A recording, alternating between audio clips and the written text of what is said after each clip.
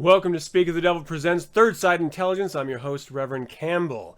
You know, net neutrality is now gone, while women speaking out against their abusers is on. Trump defunded as much of the Affordable Care Act as he can, in addition to shrinking national parks. He's learning on the job as best as a mildly retarded fool can. His cabinet hides his poor poll numbers and the proven influence of Russia over his marginal win of the presidency from him, as lest he fly into a fit of Diet Coke and Big Mac-induced rage. He's worse than a 2-year-old past nap time. All the while, Republicans scrambled to find votes in their up-till-now failed presidency. They offered up a massive tax incentive to real estate and pass-through corporations like our commander-in-chief and senators on the fence own, to sway their vote. Now that the Republicans are successful, this is the biggest wealth distribution in modern history, straight from the backs of those wealthy elite middle-classers to the poor and downtrodden top 1%. You know, that's those that really need to save every penny, which, as Republicans have been lying through their teeth for years and fucking retarded Americans continue believing, will all eventually trickle down on them like the final shake after taking a long piss or the last dab after jerking off. Americans are like the beaten proverbial dog. They keep coming back to the Republicans because they keep waving that stick of prosperity. Then they beat you nearly to death with it. But hey, how could we ever expect anything to change? That would mean you would have to actually educate yourself and actually do something like, I don't know, cast a fucking vote. Something fat, lazy Americans refuse to do en masse. No, the wheel keeps continuing on turning. Our government is enslaved to corporate funding. They are paying our representatives to act in their best interest, not ours. And there's nothing you can do about it. Bow your head. Well, it's not actually true. That there are a lot of things we could do it. Again, fat, lazy, self-entitled Americans would rather share memes and complain than act. So let me ask you a question. Have you ever called your representative? Do you even know who your representatives are? If not, you're the fucking problem. Yeah, inaction is a choice. So, if that weren't enough, our golden showered administration is telling other governmental agencies what they can and can't say, and even shutting down the We the People petition site Obama set up as a way of communicating directly with the administration. I guess since we have Twitter, we don't need transparency. Trump takes a dump. Tweet. You respond, block. Trump watches news. Tweet. You respond, block. You know, exactly as the country was meant to function. We the dumping Trump, not we the people. With all of this fun happening, is it any surprise we would want to escape reality from time to time? Which leads us directly into the warm, inviting embrace of drugs. We don't like the drugs, but the drugs like we. We are going to dive into drug classifications, the war on drug, the opioid crisis, and even the Church of Satan's policy. But first, let us meet our panelists. Please join me in welcoming Aden Ardennes. He is a freelance writer with a penchant for sexuality, gay history, and sex-based subcultures. He's been working behind the scenes for several porn companies, helping to concept new videos and sites, and publish a book based on his sex advice contributions to 9 Cents Podcast. Ardennes also owns and publishes Horns Magazine, a pornographic magazine catering to the gay occult community. How are you this evening? I'm doing well, buddy. How you doing? Out of breath. We're also being joined by Darren Deicide, a musician, writer, and an ordained priest in the Church of Satan who has been a featured columnist for Impact Press and Aquarian Weekly. While being seminal in the alternative roots scene in music, Darren is also the host of the segment Agent Provocateur of the 9 Cents Podcast. In 2010, Darren was integral to the revival and salvation of the historic Jersey City's Harsimus Cemetery, when in conjunction with its board of trustees, he organized his first music show since abandonment, which now sustains and maintains this landmark. With a BA in political science from Rutgers University and a passion for history, politics, beer, cannabis, botany, and musicology, he continues as an internationally touring alternative roots musician, both solo and as one half of his new project, The Wedding Funeral. How are you doing, man? Pretty damn good. Thanks to the drug known as beer. I've got a little bourbon here. What you sporting there, Dan? Absinthe. You know, that wonderful little this was very recently legalized, so I'm, also drinking a drug. It makes you kill people and hallucinate. Well, I'm glad this is via Skype then, because the last thing I want is to fucking. Before we dive into the discussion, let me give a quick shout out to the people who are joining us live. We've got to go way back at the scrolling here. Tyler, first up, how's it going, man? Dallas, David, Princess Beth, my dear, how are you? Gerald, Linget Fargo, don't know you. Nice to meet you. David Sweaty Cabbage, great name. Pie, good to see you. D Burns, how's it going, man? Pushin', Customized, Rhino, Chaotic, Lorcan, Wastelander, Pushin'. I don't know, I think I might have gotten everyone. Thank you guys for joining us live. If you have any questions or comments during the course of this discussion, I'm sure you will. We will try our best to get to all of them, and if we don't, well, I get to pick and choose to deal with it. All right, gentlemen, we're going to start with that was like a lineup of garbage pail kids right there. I've got Wastelander 64. Does anyone have Pushing Wood? I want to trade. Why would you want to trade Pushing Wood? I've got two of them. Besides, wait, we're not talking about gay sex, are we? See, I knew this would happen. Inevitably. Did I just hear a zipper? No. Keep the zippers up, people. All right. God damn it. Hey, Patrick, how's it going, man? I'm going to go over a queef. I'm going to go over a queef. I'm going to go over a quick rundown of the classifications of drugs, both chemical and legal. And then that's going to be the basis of our discussion here. So first, depressants under chemical classifications. We have depressants.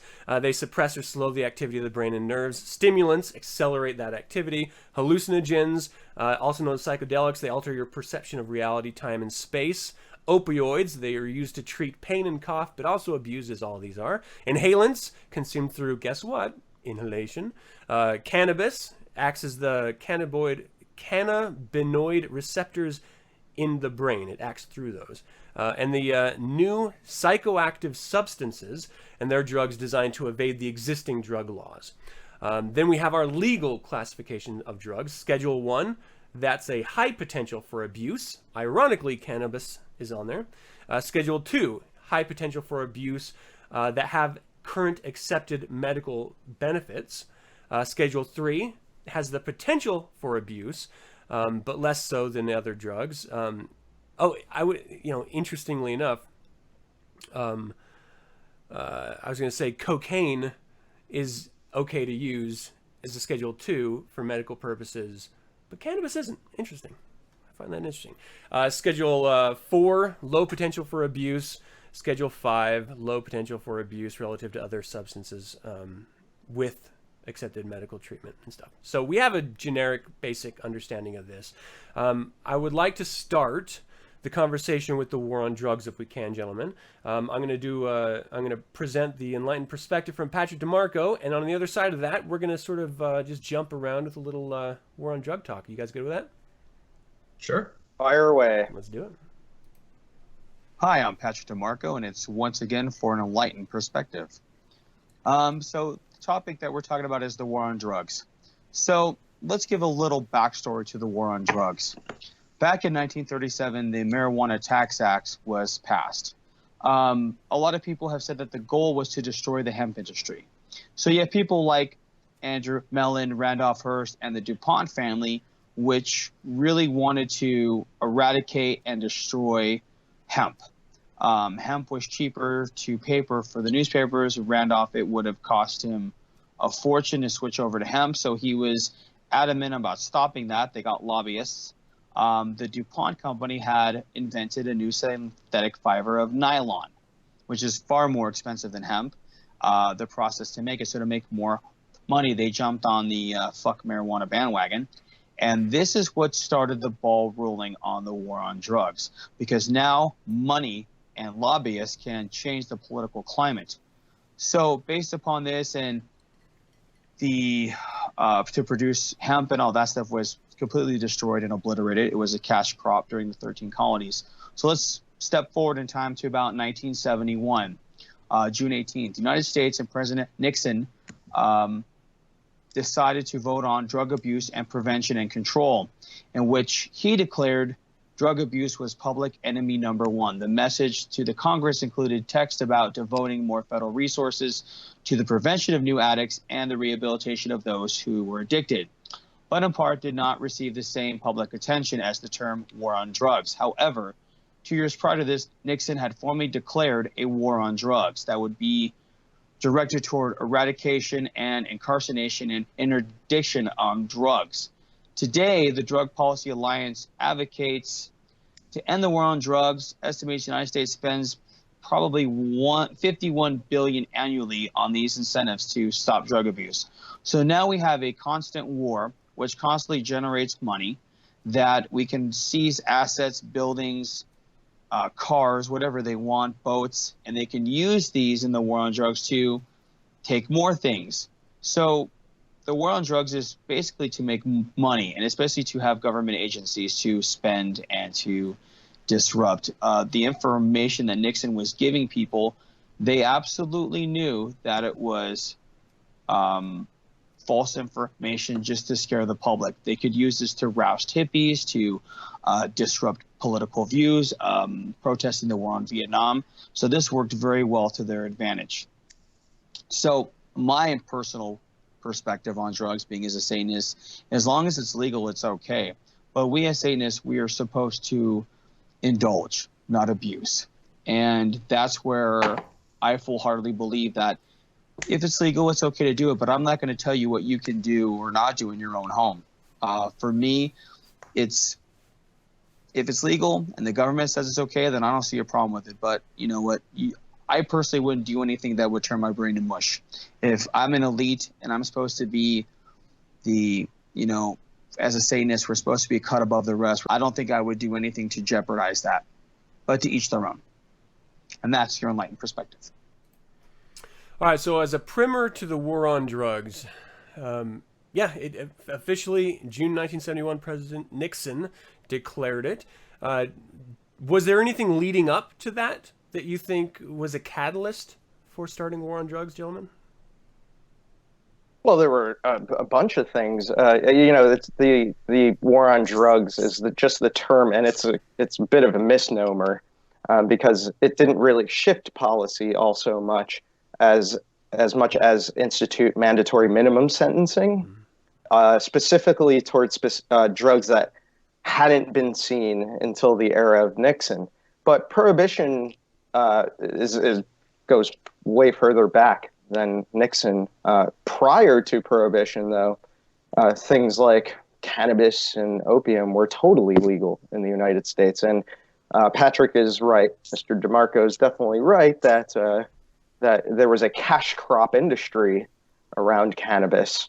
All the way through the 18th and 19th centuries, there were hash and opium dens all along the east and west coast of America, and it was normal, and it was fine, and it was legal up into the rise of the temperance movement, which had a sweeping effect across the United States. And one of the Mr. DeMarco was focusing primarily on cannabis during that, and I think he's absolutely right. You had people like the DuPont family that were pushing for the prohibition of cannabis, and they were using the momentum of the temperance movement of the time, but there was also a confluence of special interests that came together. The first attempts at cannabis prohibition succeeded in the Southwest of America. And most of it was headed by the Bureau of Narcotics, who put out all these ludicrous ideas about cannabis. I'm sure you all have seen Reefer Madness and know about Harry Anslinger and the Bureau of Narcotics. It's really around then that you start to see, and this is a repeated pattern in the perception of drugs within the context of prohibition. All sorts of ridiculous notions are kind of brought up, and some of this stuff it's to the point of hysterics and comedy. But he renamed cannabis and coined the term marijuana to further deepen the associations with Mexicans who in the Southwest were, for the most part, working in the agribusiness or the farming, the larger farms in the Southwest. And this is during the Great Depression. So this this had a great deal of appeal to people in that area who, nothing ever changes with this sort of stuff sometimes, but looking for scapegoats and looking for reasons, the whole "they took our gerbs" sort of people, it really has a resonant frequency with them. And so in the 1950s, it was the Red Chinese that you had to watch out for, who were bringing in the cannabis. And then in the 1970s, it was the hippies and the New Left who were poisoning our youth. But at the end of it, it's the confluence of interests, and the part that doesn't get talked about so much is that these tend to zero in on groups of people that the government is attempting to depoliticize by removing them from the political sphere. That's sort of just my general thought. I don't know if Aden wants to throw 2 cents in on anything. There's more about what Mr. DeMarco said that I want to talk about, but with regards to the war on drugs, that's what I'm going to toss out now. Okay. Well, Aden, let me toss some questions to you, or some statements for you to unravel here, because in the chat room, Sweaty Cabbage says votes. Criminal record strips a person's right to vote. They Felonies do. delegitimize, they criminalize popularly used drugs by populace in order to strip their right to vote and strip their right to have a voice in political discourse. And another one I want you to sort of address here is Pushingwood saying protests against Vietnam. The war on drugs was used as a pretense to target war protesters. So what do you think about both of those statements? In what way? I think it's ridiculous that a voting right could be permanently stripped from someone. I understand that if you're incarcerated, you violated the contract with the government, and so those legislative privileges are removed. But it's the government targeting certain people because they're giving them a headache. Well, that just makes perfect sense for any institution of power. If someone was getting in my way and I could easily get rid of them, well, then there we go. So, is that how you see the beginning of the war on drugs, though? What, with the Vietnam? With that effort to silence a populace? No, I don't think so. Because like Darren pointed out, there's this long history of using the law and creating a propaganda monster in order to do whatever you want legally. It's maybe the title, or in recent history you could trace it back to that, but it's kind of just it's the same thing, just differently packaged. Mm-hmm. Well, I would probably look at the argument that it's used to silence minorities. In the 1870s, it was directed at Chinese immigrants and opium. In the 1910s, it was the first anti-marijuana laws in the Mid and Southwest with Mexican immigrants and Mexican Americans. In 1971, it was targeted at hippies and anti-war protesters and Black Americans in order to silence them or incarcerate them so that they could no longer protest a war. I guess the way I see it, I'm focused on you, man. I guess the way I see it is it literally is like the whole reason why it exists, period, is to silence a minority. It's not about a national health crisis as much as it is about political voice. And by shutting down those substances and criminalizing them that are used en masse in these groups, you can then shut those groups down quite easily, legally, without having to deal with the fallback, because they're doing illegal behavior. They're smoking the reefer, marijuana cigarettes, So I don't know. I find it interesting that we have slightly different perspectives on this. Is there anything you want to add to that, Darren? Or Den? Well, I generally think that You see this often. It's not just with prohibition, but you see it with just policy and the way states use policy. There's oftentimes the stated purpose and the idea, the conceptual aspect of it, where they say, we're going to institute this policy because for this greater good. And with drugs, whatever those may be in the generation that you exist in, it usually comes down to, well, it's the public health issue, and usually the children get evoked somehow, and we got to protect the children. But it always comes in the background is this idea that it is lowering the moral standards or the moral quality of the population. That is in and of itself something that should be very problematic to a Satanist, which is why I have to take issue with this idea that Mr. DeMarco, and I am apologizing ahead of time, Mr. DeMarco, but here we go. This idea that if it's legal, it's okay. That clearly is not the standard being used in principle or in reality. For example, the largest drug killer and easily the biggest burden on the healthcare system is cigarettes. It's tobacco. If you look at the statistics, it's just an order of magnitude that's way ahead of anything else, including the opioid crisis. It counts for 7 times more of the expenses, according to the National Institute of Drug Abuse, and the CDC has other statistics on this. Second to that would easily be alcohol, which is still like much further down to tobacco, and yet both of these things, according to the system, are okay. So and then you have the principled notion or the principled ideas behind it that the temperance movement, which is sort of the founders of the idea that drugs can degrade the moral quality standards of people. They have their ideological roots in puritanical Christian thinking. And the ones that have been the basis of it, say like the Anti-Saloon League, who just put out all this propaganda about how alcohol is going to ruin your family. And if you have even one drop, you could die and just fall into dementia. And Absinthe took a beating during this time period, which Aden has right there. Oh, shit. But, if you support these ideas that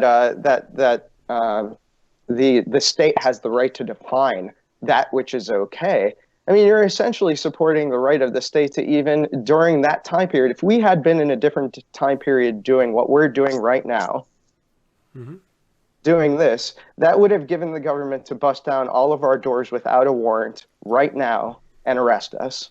And that is not something that should be part of the concept of responsibility in a satanic paradigm.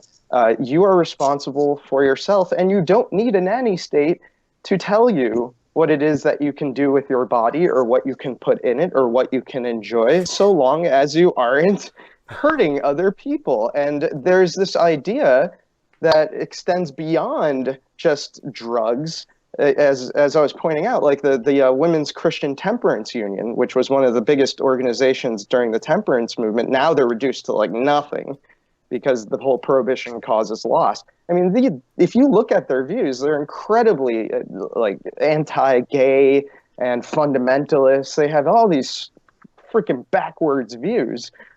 These people are not ideologically congruent with the sort of libertarian idea that of responsibility that I think is fundamental to satanic thinking. If we're serious about natural law, let people suffer the consequences of their actions, and if that includes that they're wrecking themselves with addiction, then let it happen. But criminalizing really just expands the power of the state to legislate morality. Yeah. Okay, so here's an idea that I want to bounce off of you guys. The number of people behind bars for nonviolent drug law offenses increased from 1980 at 50,000 to over 400,000 in 1997. We are currently sitting at we have more incarcerated citizens in our country than any other country out there. And we're supposed to be the land of the free. And clearly, a lot of this is because of nonviolent drug offenses. Now, as Obama was leaving office, he was dusting his grace wand over a few individuals, letting them off of their sentences early that were incarcerated for nonviolent crimes.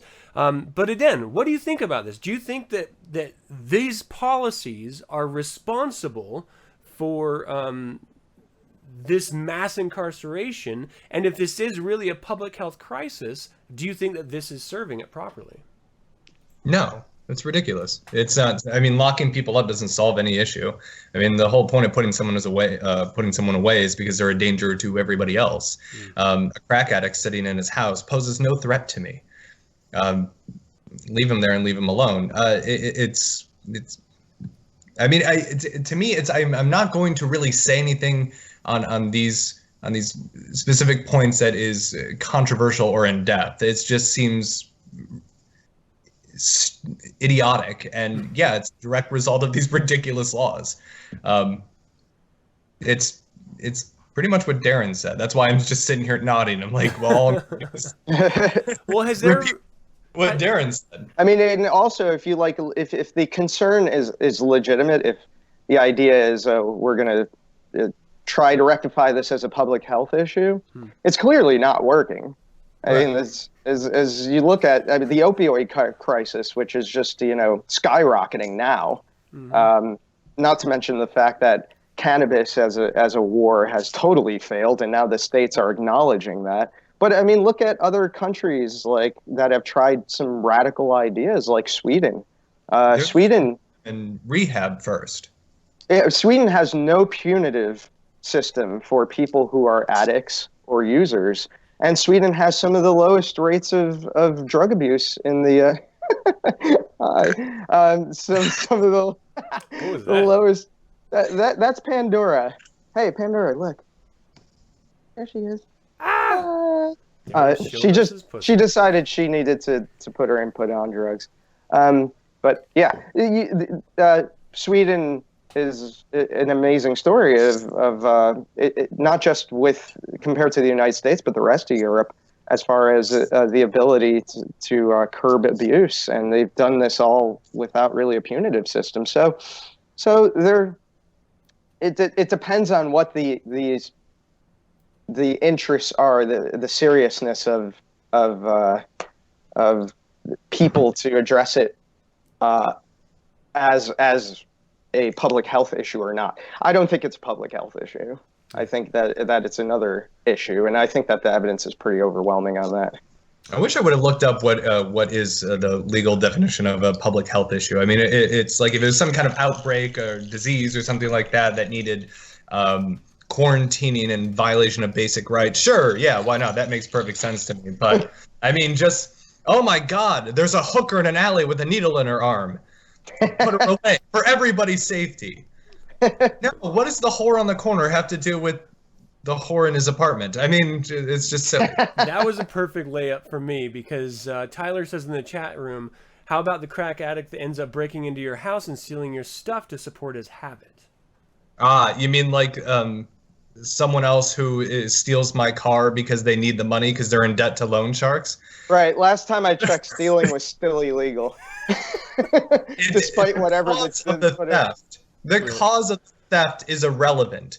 It's I know this is basically false equivalency, but if I shoot someone because they cheated on me, and I shoot someone else for their money, I'm still shooting someone. It's the act that is criminal, not the cause. Now, if you are curious about causes of behavior, fucking study psychology or sociology. Which also leads to drugs in some cases. In most cases. In other words, responsibly use crack. Right. If it wasn't for my degree in psychology, I wouldn't be drinking so much absinthe. I'm telling you. There's a study waiting to happen right there. So Sweaty Cabbage is saying 10 years now, Portugal has decriminalized all substances, and they've since seen a huge decline in drug use. I want to do a bit of a. What? Let me make a statement here. I'm going to come to a statement in the chat room, and then I'm going to toss it out to both of you. By the end of Bush's senior's term, there were 40,000 paramilitary-styled SWAT raids in America every year, mostly for nonviolent drug law offenses, often misdemeanors. 700,000 people are still arrested for marijuana offenses every year, and almost 500,000 people are still behind bars for nothing more than a drug law violation. And this, I think, may have something to do with grotesqueries. M.A., what's up, man? Comment here. Plenty of private prisons, which is even more of a conflict of interest. What do you guys think of private prisons? That's terrible. But if you privatize it, it'll work more efficiently. The government can't run anything. No. All right.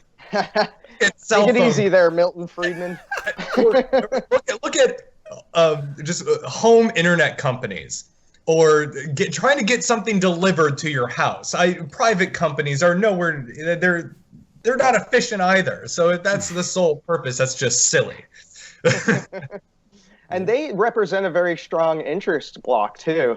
They have special interest lobbying groups that push for these laws. The bail industry is also an industry, and now it's being challenged by bail reform law, which has been pushed through in the state of New Jersey and the state of Tennessee. And ACLU has been doing some really excellent work behind that. But again, it's there's no doubt. I don't think anybody would argue with this that money is playing a huge role in enforcement. And when there's a profit motive behind criminalized or incarcerating individuals, then of course you're going to find ways to make more money. That's the sole purpose of a corporation, is to make profit. Yeah, but sometimes, and then mankind. Say that again. So I thought they were here to better mankind. I don't know what you guys. Yeah, well, so that's one of the oxymorons of capitalism, right? Because sometimes in the pursuit of profit, you get great wealth. You also create great waste. And something that's talked about I love the field of economics, because the field of economics can put this glossy term on the most atrocious thing.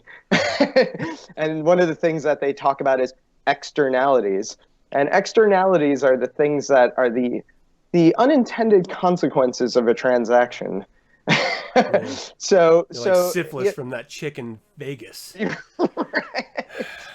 Still dealing with that shit. Yeah, sorry about that, Adam. maybe you gave me an externality I can't shake. I didn't pay for this. I don't want this upscale or upcharge. Well, let's talk a little bit about the opioid crisis now that we've sort of tipped it over to that. More than 90 Americans die after overdosing on opioids every day, and that's 1995 statistics. It's gotten much worse since then. Do you think opioid abuse is a result of negligence in the pharmaceutical industry, or is it negligence in the medical field? Or just on the individual? I mean, I'm tossing it out there. What do you guys think?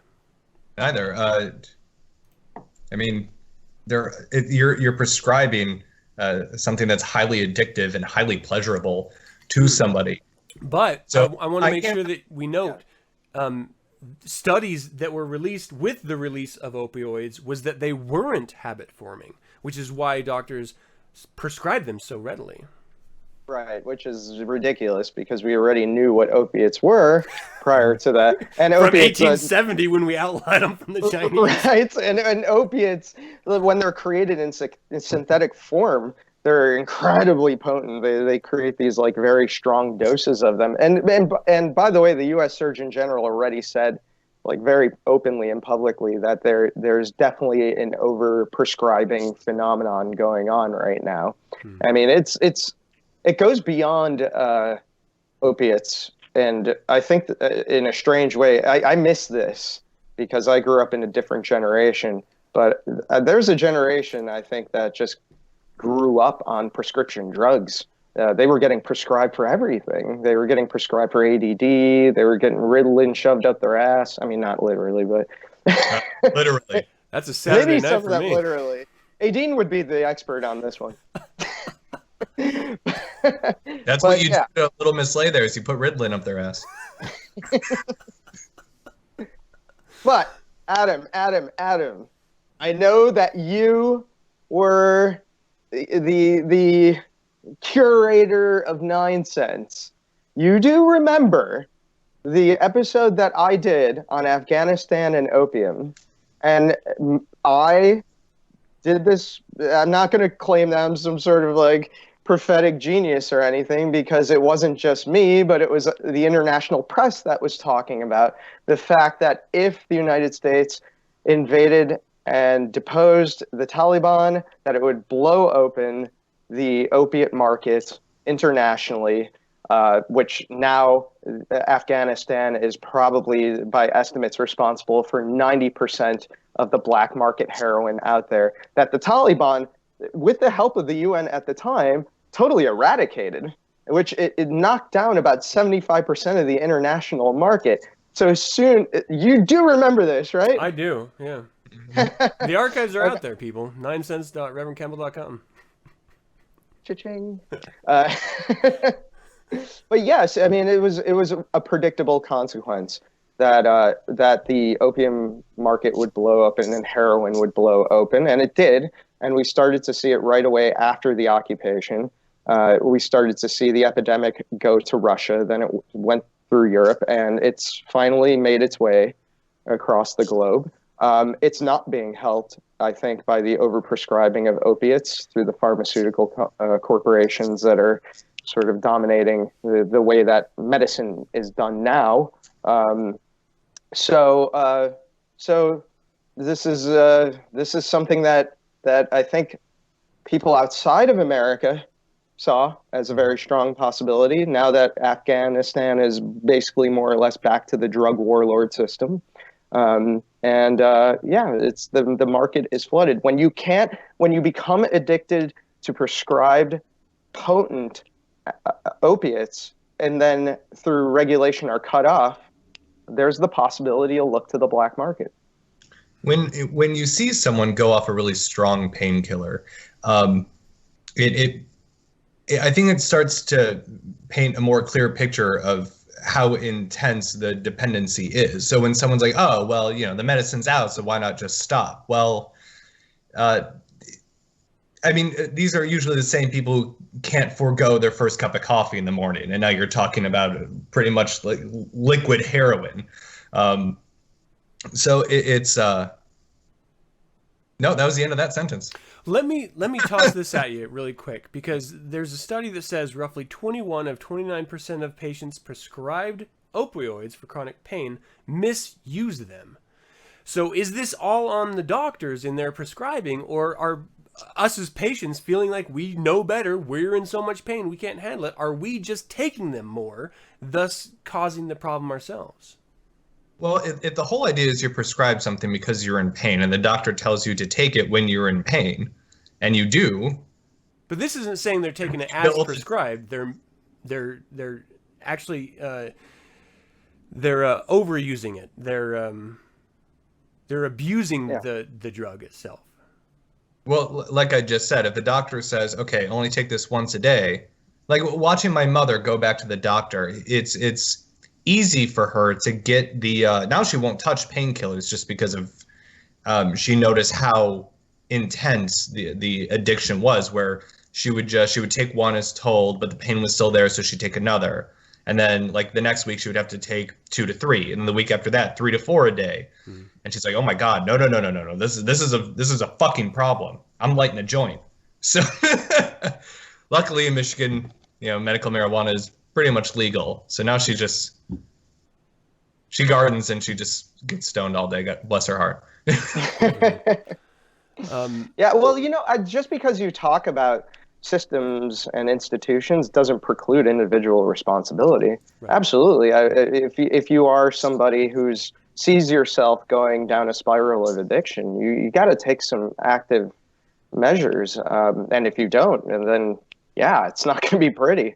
So Do you think this is a problem with Satanists in that when they see themselves developing habit-forming behavior, like addiction, do we ingrain too much this idea within ourselves that we are the highest embodiment of human life, we are the alien elite, we can manage our own issues, we're going to indulge, we're not going to compulsively behave in this manner, and is that a cycle that we are uniquely falling into simply because maybe we're telling ourselves we're better than we actually are?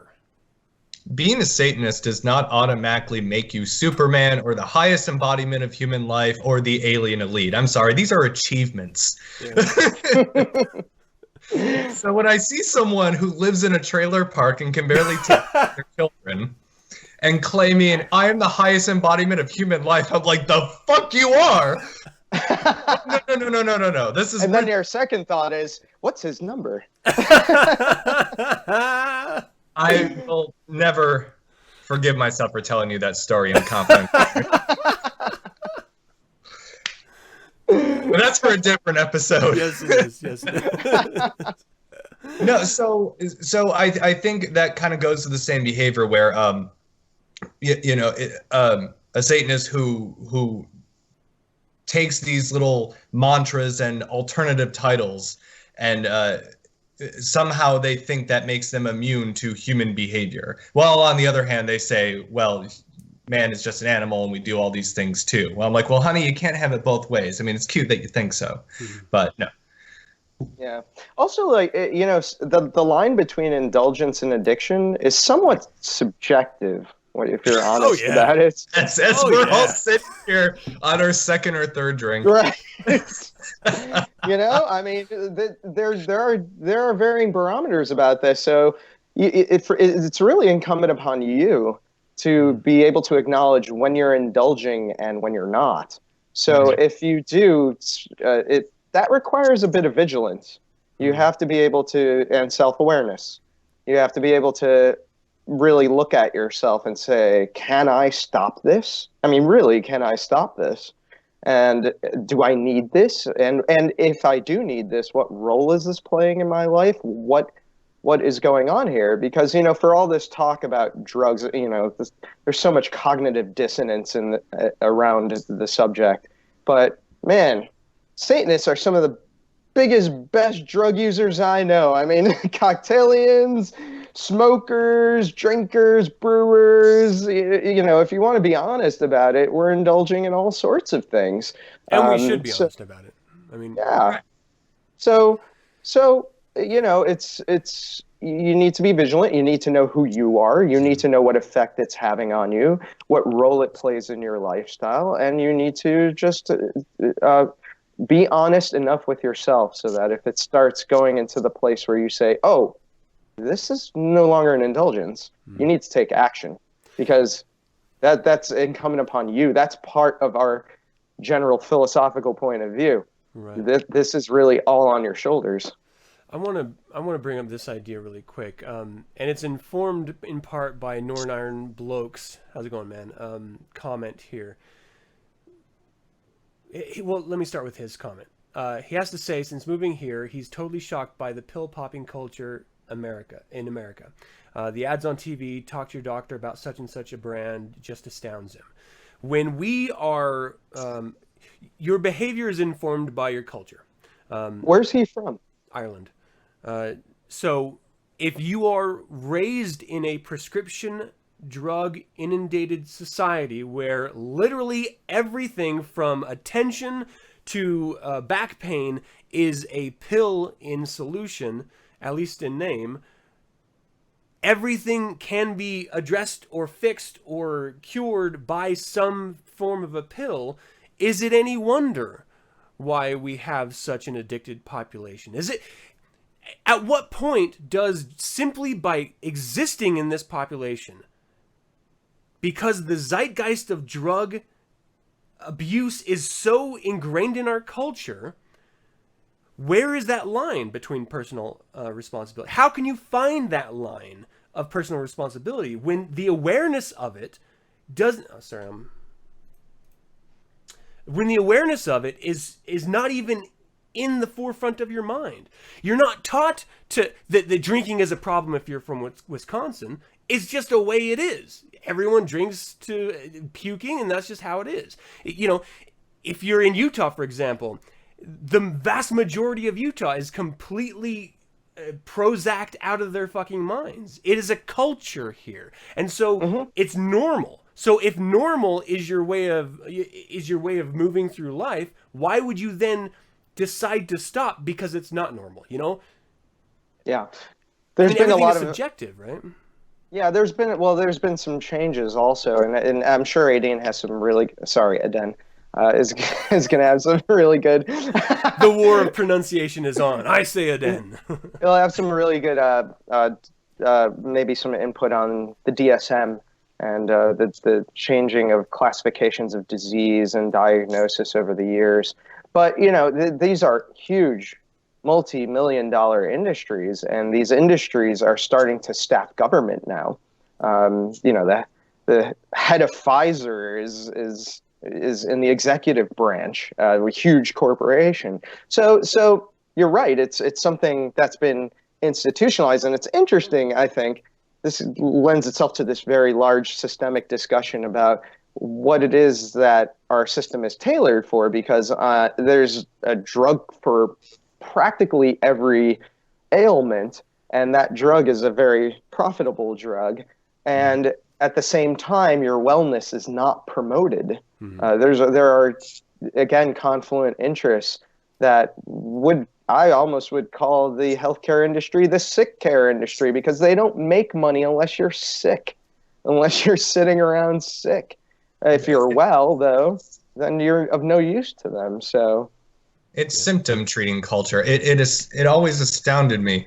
My former roommate, you know, if I got sick, he's like, okay, well, I can go to the store, I can get Benadryl, I can go get this pill and this medicine. It's all over the counter. Where's your wallet? I'm like, I think all I need to do is lay in bed for a day or two. He's like, yeah, but don't you feel like shit? I'm like, yeah, because I'm sick. So let me lay here, feel like shit, eat oatmeal, and drink tea. I don't need to mask the fact that I'm sick. Well, don't you have to go to work? Fuck work, I'm sick. And that's part of it. You know, a lot of Americans are sick because they're overworked and stressed out. Goes back to this systemic incentives in remaining sick all the time.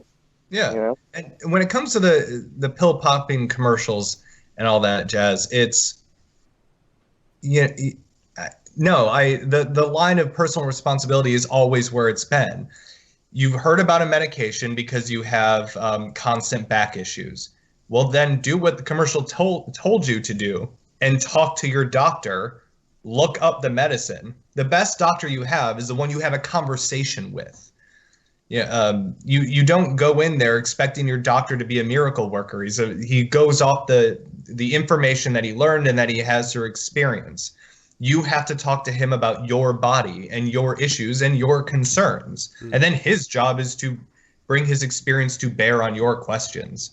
So the new anti-HIV pill out, Truvada, people are bitching, well, it's amazing that my doctor hasn't heard of it. Well, neither did gay people until a few years ago, and the pill's been on the market for almost 12.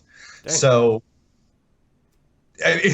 you got to sit down and have conversations with your doctor and take an interest in your own health and how your body works. Do you believe the studies that Darren likes to share all over Facebook about how a beer a day is good after a workout? I don't know. Read the articles. Don't you dare make fun of my magic studies. Those are magic studies that tell me exactly what I want to hear. That's right. Or, you know, I've read the studies on electronic cigarettes, and I am fairly certain that I can still enjoy my habit without harming myself. So you just got to have to listen here, Ace Ventura. You lower those eyebrows. Was that me, or who was that directed at? I think that was me. Yeah. Oh, it was you. All right. Because I coughed. I really didn't mean for that cough to be timed that way. I touched his balls and he automatically coughed. It's just a thing to do. I think we're all a little bit too close for comfort in this conversation. let me give a quick shout out to everyone watching this after it's aired. There is an incredible discussion that's happening right now in the chat room where people are sharing their personal experiences with drugs, with abuse and addiction and recovery. And it's something that I find,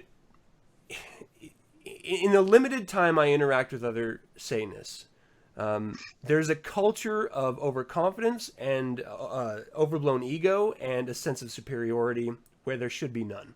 I don't think enough of us accept the fact that we are normal fucking people with normal fucking problems, and simply liking the philosophy that we do, as Aden so wonderfully stated, does not make you somehow greater than.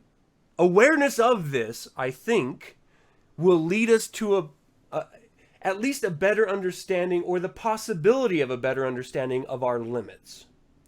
It's something that we continuously should be striving for, is recognizing the reality of who and what we are and how we can improve that if we see the need for improvement. And this conversation, I think, is wrapped up within that concept itself. I want to close out the opioid crisis bit here with these statistics. Go ahead. On that point about it's if we agree that Satanism is a tool to better your life or enhance yourself or reach your full potential, you can't do that unless you first come to terms with the fact that you are not already at the height of your potential. You're not already awesome. You're just odd. You're odd, and you read a book that you agree with. We're just a little bit different. That's it. We're just odd. We're just fucking weird. That's. I mean, there's really no other way to put it. Yeah. No, that's all right, now you can close out with your boring numbers. An estimated 4 to 6% of people who misuse prescription opioids transition to heroin, and about 80% of people who use heroin first misused prescription opioids. If you want to talk about a gateway drug, it is not cannabis, it is Percocet. All right, so we are nearing our hour limit here, and I want to go over the Church of Satan's policy on drug abuse. Can one of you sum that up for me? Yeah, this is going to be fun. It's illegal. All right, thanks for the show, guys. Well, there's varying degrees of illegality. We're at a very interesting cusp moment with all of this, because it's like we're seeing things change, especially on the cannabis front, where now the states are really challenging the federal view of cannabis. I cannot defend, and I will not defend any ignorant caricatures that have been brought forth or gross generalizations regarding drugs that I've heard from people in the Church of Satan. If we're honest about ourselves, we indulge in things that can be considered drugs. There's even alcohol in our ceremonies. These things come from shamanistic and esoteric traditions, and even though we've recontextualized it, how could we be so uppity as to say that these things aren't there for a reason? I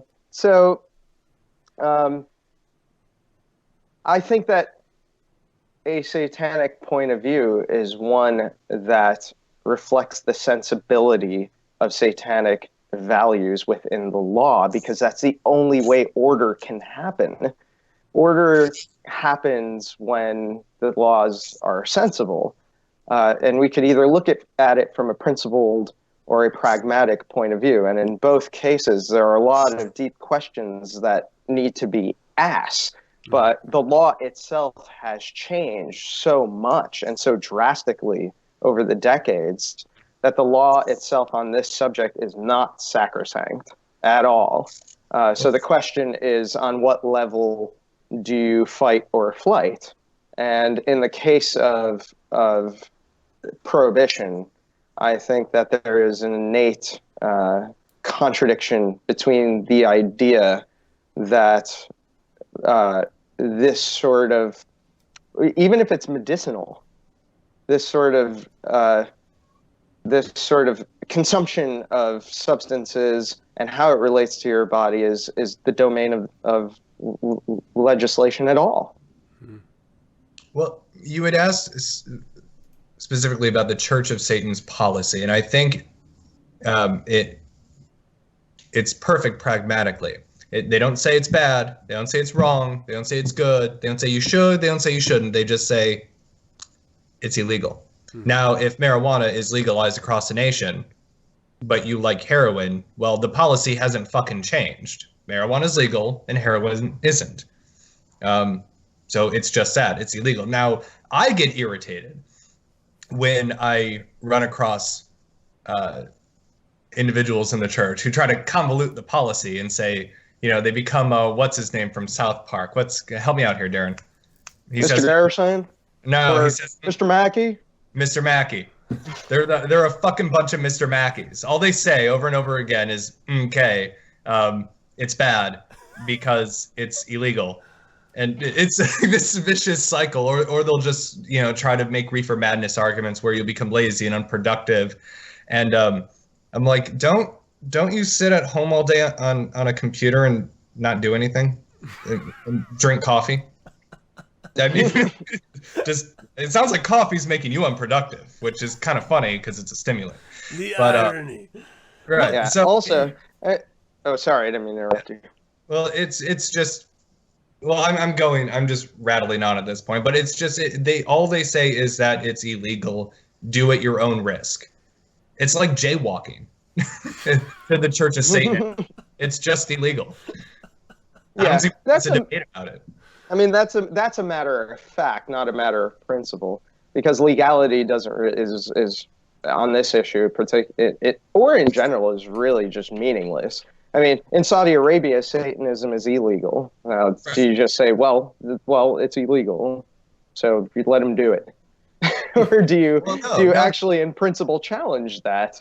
And in principle, I do think there's an innate, fundamental problem with the concept of prohibition and the concept of personal responsibility in Satanism. Well, then you have to, the church doesn't have to say anything about a drug policy. I think the only reason why it's up there is because a bunch of people keep asking about it. Right. So it's kind of like, it's the reason why they have the youth communique.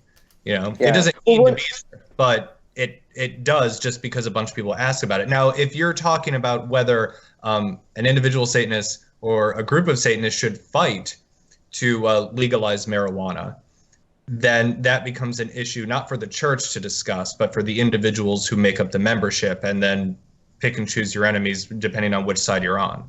Well, one of the things that's happening, that's a very noticeable thing, to me at least, is that Satanism has become so above ground and so well understood that people now, and I'm not going to name names, people now are trying to draw implications out of it, specifically in the political realm, because it's very, I can walk up to any of my friends who's reasonably educated.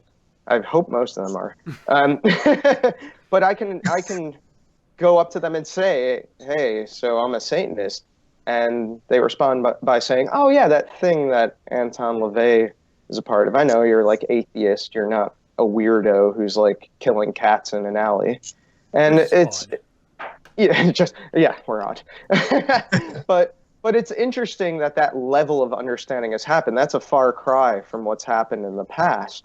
And so as a result, I think you're seeing a lot of people pushing and pulling at the meaning of that. And that's why you have this bigger discussion with drugs, because some people want to pull it one way. You got on the one side, you have the drugs are okay, they're bad, okay, people. And then on the other side, you have the people who are saying drugs are the reason I'm an addict and can commune with Satan, and and really those two positions don't represent anything satanic. They're just people pushing and pulling at the bedrock of what Satanism represents, which is the stance on indulgence. So, but how does that come to bear on the neutrality of the COS policy? Well, no, I'm asking. It's a completely neutral statement. They don't say it's good or it's bad. It's just, it is what it is. It's illegal. And then, Peter said he's like, when he was asked in that god awful documentary, what was that called? Inside the Church of Satan. That's it. When he asked, should marijuana be legalized? And Peter was like, yeah. I mean, the policy of the church as an organization is neutral. Now, when you get down to the nitty gritty of people, I mean, I've been to parties where there are Satanists and there's people, doing cocaine somewhere else in the corner. And it's just kind of like, well, that's their fucking business. Yeah. Yeah. Can I field this real quick? Sure. Yeah. Do you mind? You're 100% right on that. And then it makes zero sense for a legal organization, an active religion, to endorse illegal behavior. There's no reason why they would ever endorse illegal behavior. But we have to separate, as you've stated so wonderfully already, the organization from the individuals within. And so perspectives as individuals upon said illegal behavior may be malleable or shades of gray. But as an organization, there has to be an abject yes, no, right, wrong. Otherwise, it opens disintegration through shady policy, through being friendly to addicts. And then it starts legitimizing 50 years of detractors' bullshit. It's just sort of pulling the bricks out of the foundation and waiting for the entirety to tumble because we weren't solid as an organization and saying, no, we're not fucking idiots. If it's illegal, then those who imbibe or those who participate in said illegal activity are on their fucking own, and it is not sanctioned by the organization in any way. But if you ask my personal opinion, cannabis should be legal. I mean, it's simple to make that distinction. I'm not disagreeing with you guys about the neutralities. Satanism that's the exact same reason that Satanism should take a rather neutral stance on politics. Because again, we're talking not about the bedrock or the praxis. We're talking about the implications. And so it's other people. It's these other forces who do understand the bedrock. They understand it to the extent that they know the watchwords and they know the concepts. They know the right answers, but they don't fully grasp the totality of it. And so because they may have a pet issue or something that they're particularly grinding an axe about, or an agenda point that they really want the organization to be in line with, they're pushing and pulling at the organization in a way in which it should not take a stance on. And so I totally agree, but we could still talk about the principles and we could still talk about what it means, because the political world has it's not so easy to say that this is the individual world and this is the political world, this is the microcosm, this is the macrocosm, because we're still human beings living in societies that we have to deal with. So, well, there's a comment in the chat room that I think leads into the sort of the final bit I want to talk about as we're out of time here. There were a bunch of emails that were sent in by listeners, and I'm sorry that we just don't have time to get to those, but I genuinely do appreciate you guys sharing your stories and being willing to have me share them on air. I'm sorry that we didn't get to them. There's a connection that I found really interesting between the doctor and his stance on drug use v. mind-numbing substances like television.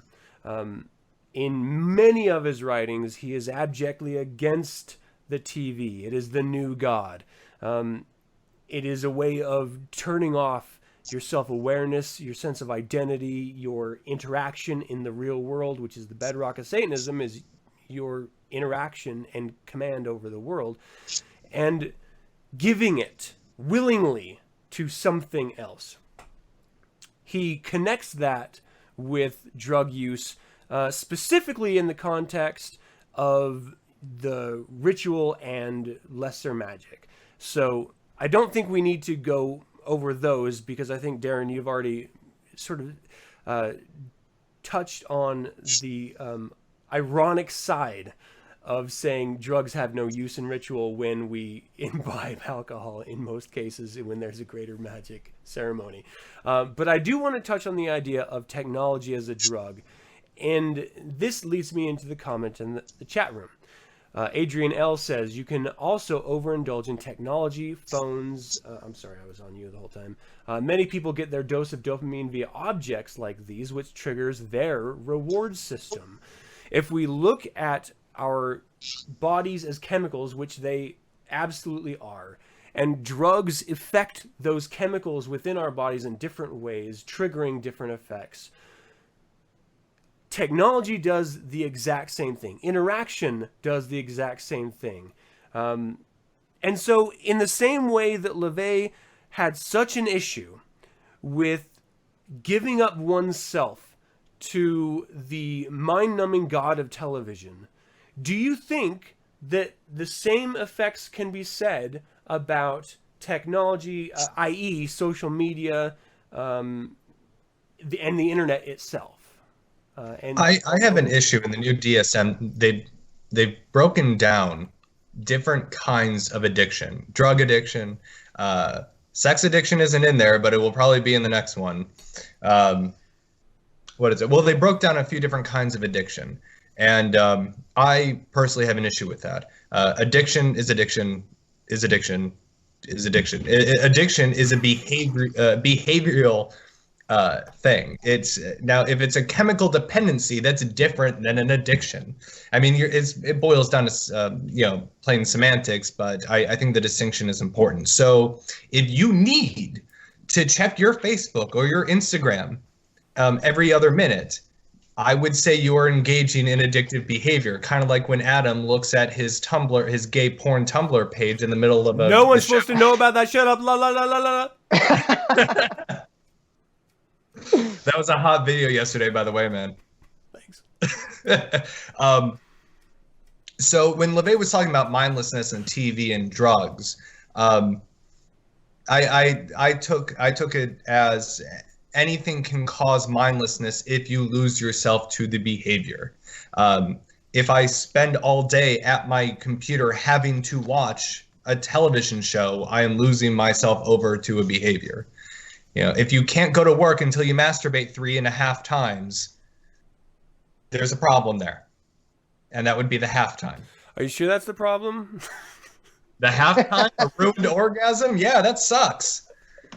Anyway. I mean, after 3, there's not much but like a after. It's more of like a convulsion. You're just dry heaving at that point. It's orgasm at 80, I'm telling you. No, I think that's a fantastic point. And I think that's going to be the note that we go out on. This has been a really great discussion, gentlemen. I want to thank you for joining me and bringing your wonderful perspectives on the issue. It's something that we could easily, as we mentioned at the very top of the show, speak for 3 hours on, but I have to have a limit, and I'm putting it here. I want to give you both a chance to plug your projects, so please, Aden, what do you got going in your life? What's happening? Where can people find you online? Militant Eroticism is coming back, but this time as a glorified blog. So it's not going to have any Satanism in it. It's only about sex and sexual behavior and my little pervy escapades. That and the 4th issue, 4, I can't believe it, 4 is coming out at the end of this week on Friday, the winter solstice issue. And we have a 6'6" naked Krampus punishing a boy in the worst way. God damn. It's hot. Oh, it's so, I was there for that photo shoot. It's fucking hot. All right. Yeah, it's literally hard at. And where can they find that online? Oh, I always forget about that. Go to hornsmagazine.com. $3.99 digital download, comes out Friday. Hell yeah. All right, Darren, what you got going on? Hey, yeah, there's always something going on. I mean, the overlap is that I have an article in Horns Magazine coming out. Oh, nice. Entitled New Aeon Totemism. Little exploration of animal totemism in modern magic. Aside from that, wow, where do I start, man? I mean, really, I'm still doing Darren Deicide. Haven't announced it yet, but going on tour in April. Gonna go down to Mississippi and hit the Deep South. Still got the Blues Non Este Mortum out there. Hell yeah. And if you haven't gotten the bulletin, the APB, it's out now on Spotify and YouTube and all the digital outlets, none of which are as cool as the LP vinyl with 12-page booklet, of course. That's badass. Yes. I love that. So, it's all there at DarrenDeicide.com. Other than that, I've started a new project, and this one's going to be fun. It's called The Wedding Funeral. It is a project that I have started with the lovely Ethylene Oxide, who got her name from the roller derby world. And she does all sorts of crazy things with unconventional instruments, including a musical saw. But I think it's just been great because I've been allowed to expand my artistic frontiers with this. It's the first time I've been in a collaborative project in years. So it's really fun. And we have a demo called Beneath the Floorboards Covered in Feces over at theweddingfuneral.com. And we're hoping to have an album in 2018. Hell yeah. Outside of that, life never ceases to be interesting. So stay in touch, people. Yeah. Yeah, I think we might know more than the audience knows, but yeah. Really quick, Aden, Satanist D. Burns is asking a new Naked Warlock calendar, question mark? Oh, you know me. I can't stay away from naked men for too long, but there is no 2018 Satanic Warlock calendar. All right, there you go. There's your answer. I'm going to ask you guys to hang tight as the outro video closes, but thank you both once again, and to the audience who tuned in live, shared your experiences, and interacted with each other. That's what makes this show what it is. I genuinely appreciate it. Thank you so much. And if you're watching and you want to know when I'm going to be having another live show, or you want to tune in live yourselves, sign up to the email list, subscribe to the YouTube channel, and if you like what you see, give me a rating or review on the website. All of the links are in the description of the video you're watching below. So hook a brother up, huh? All right, thank you once again, and gentlemen, until we can speak of the devil again, hail Satan. Hail Satan. Hail Satan. God, that was so dramatic.